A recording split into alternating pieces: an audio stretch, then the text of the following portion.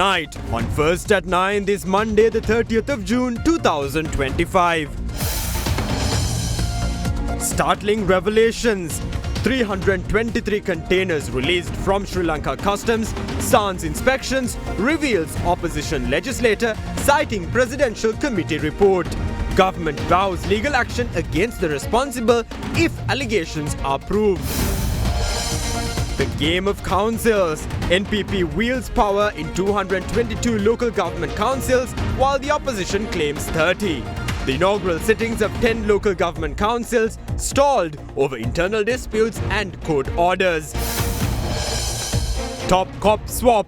Several senior police officers transferred and appointed to new positions with immediate effect. Picking up. Sri Lanka's overall rate of inflation as measured by the National Consumer Price Index picks up to negative 0.6% in June 2025. Cinec Campus Open Day. May masa 3 වෙනි දින උදෑසන 9 සිට Cinec Campus පරිශ්‍රයේදී. Enrolling now for the June 2025 intake and complete your degree in 2 years. From Derana, this is Derana First at 9. Live from Studio 24 in Colombo. Good evening and welcome to Derana First at 9. I'm Aditya Singh joining you live with the latest in Sri Lanka and around the world, brought to you by the only Sri Lankan media network to rise to the pinnacle across all media platforms, recognized as the best by every survey and beloved by the people. Now in your top story tonight, President Anurakumar Dissanayake emphasizes that a pivotal responsibility rests atop the shoulders of the Buddhist clergy, particularly in restoring the spirit of humanity within Sri Lanka. He made these remarks while attending the inauguration of the 74th Upasampada Vinaya Karma ceremony of the Ramagna sect of the Buddhist order earlier this afternoon. The head of state outlined the significance of introducing a renewed code of conduct for the Buddhist clergy, one that upholds and respects the regal framework of the nation. The ceremonial inauguration of the 74th Upasampada Vinaya Karma ceremony of the Sri Lanka Ramagna sect took place this afternoon at the Galnava Mahavali Stadium. The occasion was graced by the presence of the chief prelate of the Ramagna sect, the Most Venerable Makulave Vimala Mahanayaka Thera, along with a distinguished gathering of the Mahasangha. President Anura Dissanayake, political leaders and several ambassadors from Sri Lanka to various countries also participated in the event. The Upasampada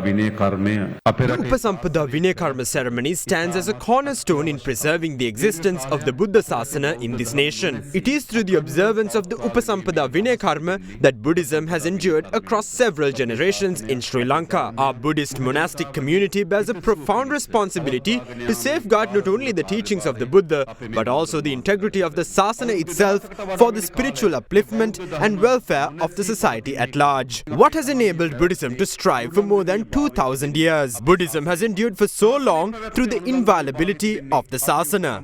Likewise, the preservation of the Sasana in turn relies on the discipline and devotion of its clergy. Ours is a nation founded on the principles of non-violence, a country that has long embraced and proclaimed these values, and a society that has been nurtured by them. Yet the current state of affairs reveals a troubling deviation which we have very well understood. The daily newspapers, posts shared on social media, rural incidents that go unnoticed, police reports and court rulings all speak to a deeper moral decline within our society. We often like to believe that development of infrastructure stabilizes a country. That is indeed wrong. While infrastructure may support growth, the true measure of a nation's progress lies in the spiritual and ethical development of its people. Unfortunately, we now find ourselves in a culture that tends to elevate the harmful, the divisive and the destructive. What is needed now is the introduction of a new code of conduct, one that upholds and respects the legal framework of the nation. At the same time, concerns have also been raised over the behavior of certain monks. While there were intentions to initiate discussions on this issue, these efforts have unfortunately been postponed in recent times. I believe that we would be able to hold discussions on the matter following the unanimous approval of the chief prelates.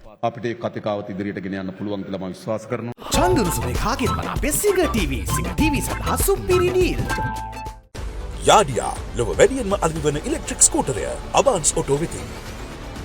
Now, Samagi Janabalawege MP Mujibur Rahman revealed today that the Presidential Committee report confirms a deviation from accepted procedures in the release of 309 containers from Sri Lanka Customs without proper inspection.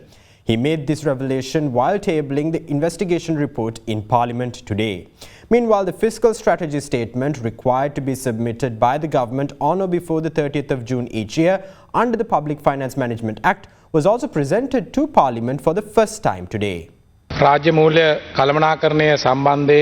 fiscal strategy statement is being presented in accordance with the provisions of the Public Finance Management Act number 44 of 2024. According to the strategy for revenue generation for the period between 2026 to 2030, the approaches concerned and the transparency of these transactions will be outlined here.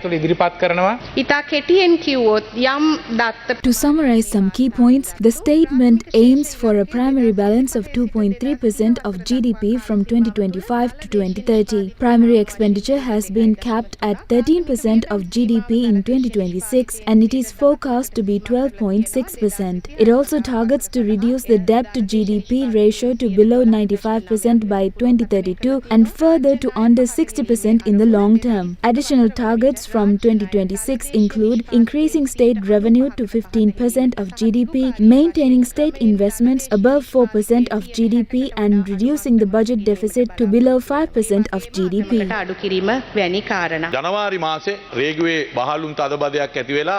The President appointed a committee to investigate the allegations regarding the release of 323 containers from customs allegedly to ease congestion. The committee report was submitted to the President on June 12. Since the government has not made it public, we will present it in Parliament. According to the report, containers flagged red under the risk management system must undergo physical inspection and scanning. However, the committee notes that although the intent was to reduce congestion, protocols were violated. The report reveals that the red flagged containers were released without physical inspection and that some were only scanned. The Director General of Customs does not have the authority under the Act to release such containers without inspection. Yet, he did so. The committee cites testimony from Additional Director General of Customs Sivali Arugoda, who said he appointed a 3-member committee and assumed responsibility for their actions. He confirmed that at least 2 members must attend the said process. However, for the release of 309 containers, only 1 committee member oversaw the process. Even more concerning is the fact that the committee which was appointed for the release of the red flagged containers also released 158 yellow flagged containers. The release of the 158 yellow flagged containers was beyond the mandate of the committee. Out of the 151 red flagged containers, 37 were not even scanned. That is precisely where suspicion arises, since that eliminated the last chance for the authorities to detect risky goods. Officials who scanned the 37 containers noted discrepancies in the cargo descriptions and recommended physical inspections, but the containers were released regardless. Although the decision to release them was made on the 18th of January 2025, 2 containers had been released on the 17th, suggesting preemptive action. The report clearly indicates corruption. Why was it kept hidden away? We suspect that these containers belong to businessmen who financed the election campaign of the government. The Sri Lanka Customs now falls under the President. He cannot avoid accountability for these serious allegations.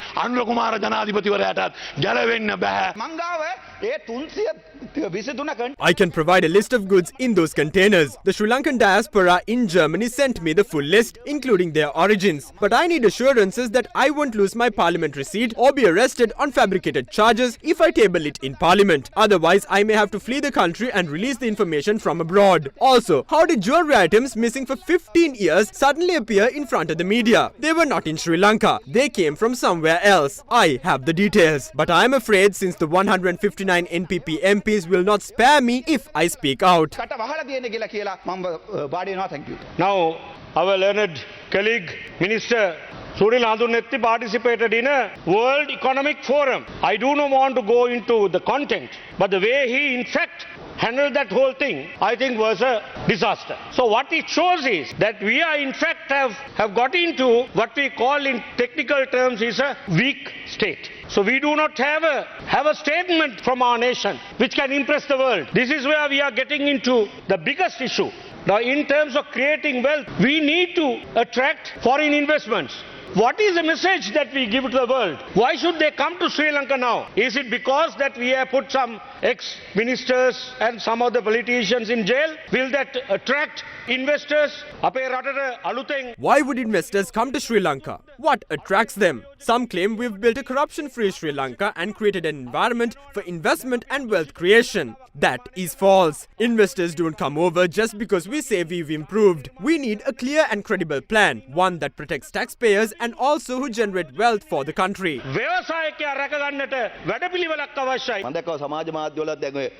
I saw that my speech at the World Economic Forum has been altered on social media. NP Mujibur Rahman presented the committee report on the release of the 300-plus containers. Although the government did not officially present it, someone has, and that is a good thing. That committee was appointed on the 30th of January and completed the report by the 16th of June. In the past, such a report would have been tailored to favor the government. Even I have not seen this report yet. However, please check the report to see if it protects any officials. If the information contained therein is accurate, those responsible will be held accountable.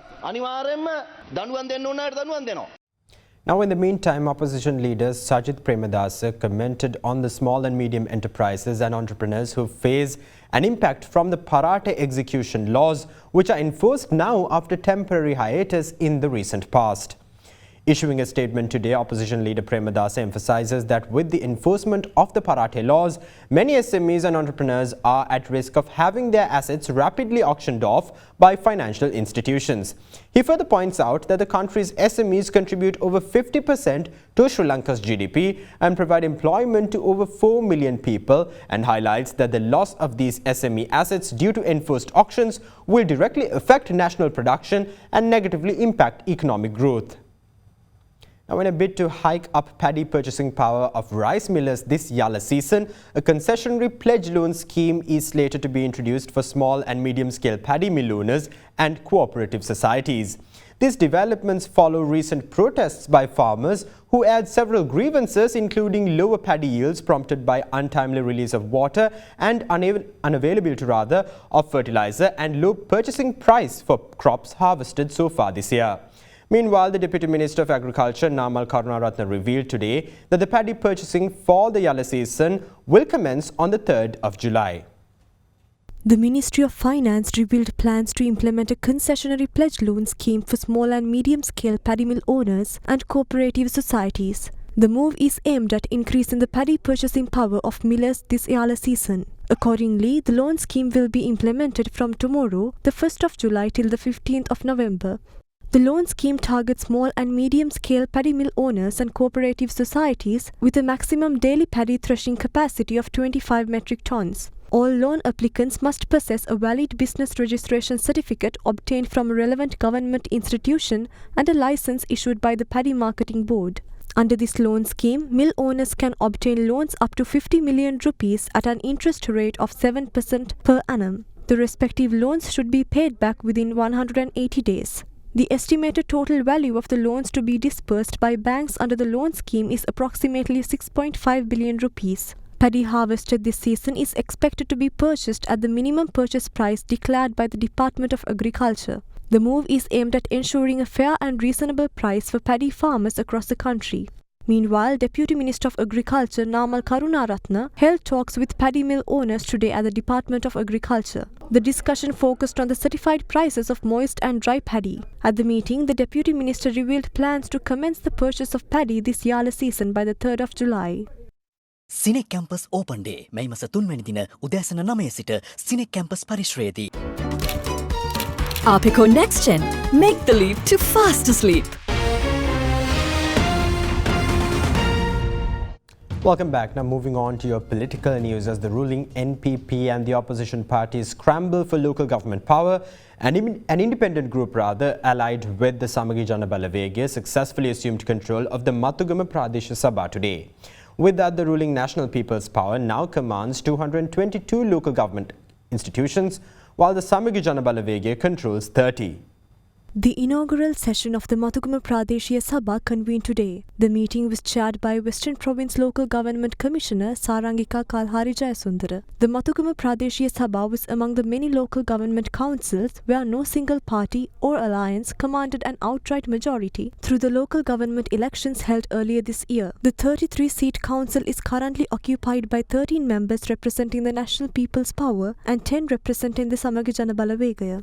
Meanwhile, 4 councillors elected through an independent group which contest the election under the jackfruit insignia pledged their support to the SJB. resembling the same tensions seen in other local government jurisdictions where no party claimed an outright majority. The Matugama Pradeshiya Sabha too was thrown into disarray over the question of which procedure to follow when electing the chairman of the council. Ultimately, the council determined to conduct the poll by way of an open ballot. After the votes were tallied, Kasun Niroshana Munasinghe, a councillor originally elected through the independent group, now aligned with the SJB, emerged victorious with 19 votes cast in his favour. The councillor fielded by the NPP for the office of chairman against Munasinghe was Indika Siriwardana, who only secured 13 votes at the close of the poll. Meanwhile, the National People's Power consolidated power of the Valapane Pradeshiya Sabha today. During the open ballot, 4 councillors elected from the Podujana Eksath Peramuna extended their support to the NPP.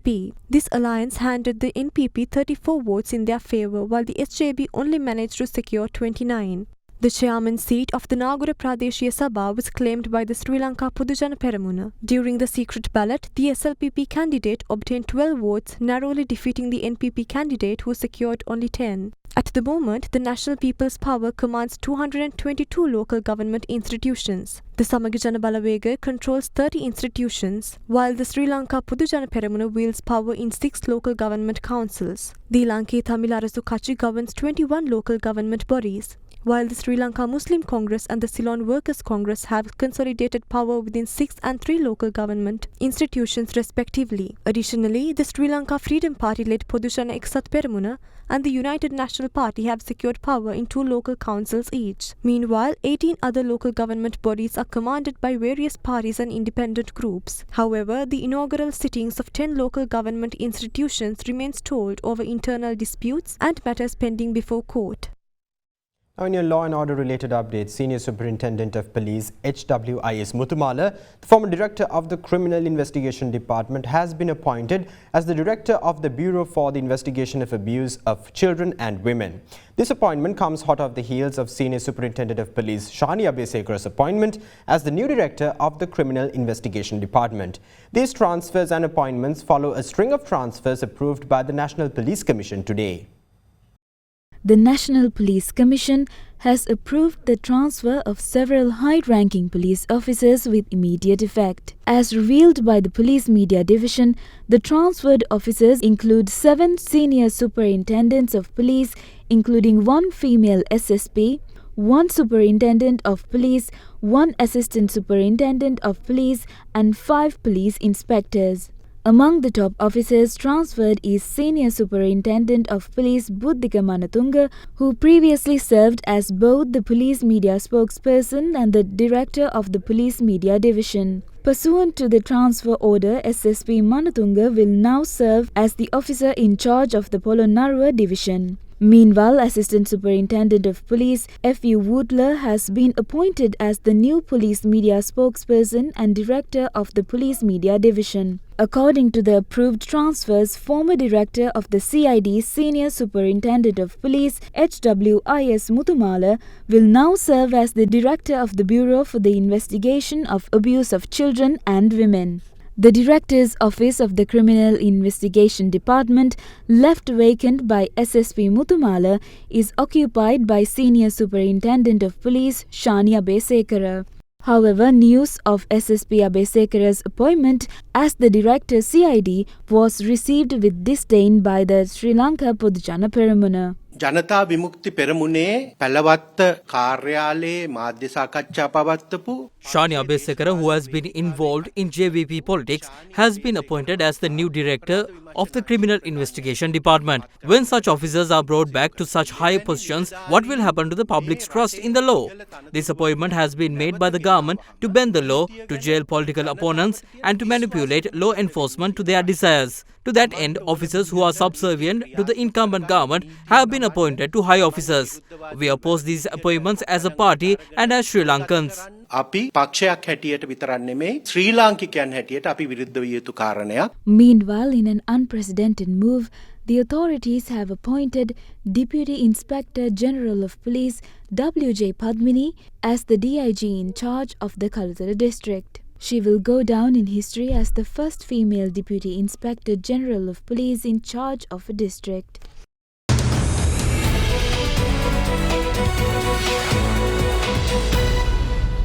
Welcome back. Now in your business news, Sri Lanka's overall rate of inflation as measured by the Colombo Consumer Price Index increased to negative 0.6% in June 2025 on a year-on-year basis compared to negative 0.7% recorded in May.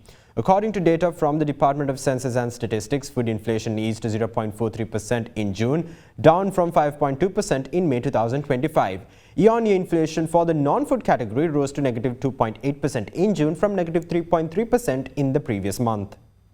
Now, the Colombo Stock Exchange commenced this week in a positive territory as it reached a historic milestone with an all-share price index surpassing 18,000 mark for the first time in Sri Lanka. The benchmark all-share price index increased by 0.86% to settle at 18,026.72. Meanwhile, the more liquid S&P Sri Lanka 20 gained 1.31% to close at 5,352.51. Market turnover crossed 6.3 billion rupees. The diversified financial sector was a top contributor to market turnover, followed by the capital goods sector.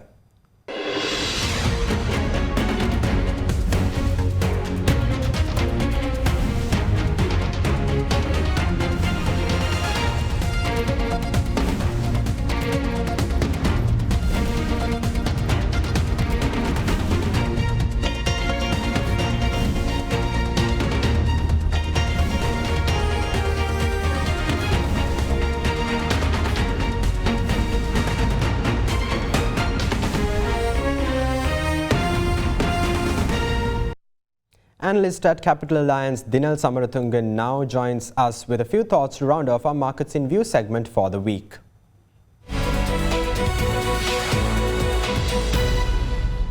The domestic stock market rebounded strongly throughout the previous week. The S&P SL20 rose 5.83% from 4,992 to 5,283, while the ASPI rose 6.6% from 16,766 to 17,873. Market turnover rallied by 106% to 5.136 billion rupees. Furthermore, the government raised 60 billion rupees last week through Treasury bill auctions, where interest rates increased for 6 months bills by 2 basis points, while the interest rates remained unchanged for 3 and 12-month bills.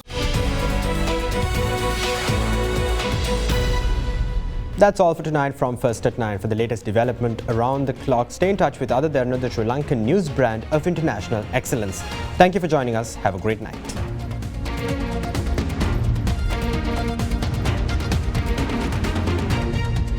For news and information you can trust 24 hours a day, visit adaderana.lk.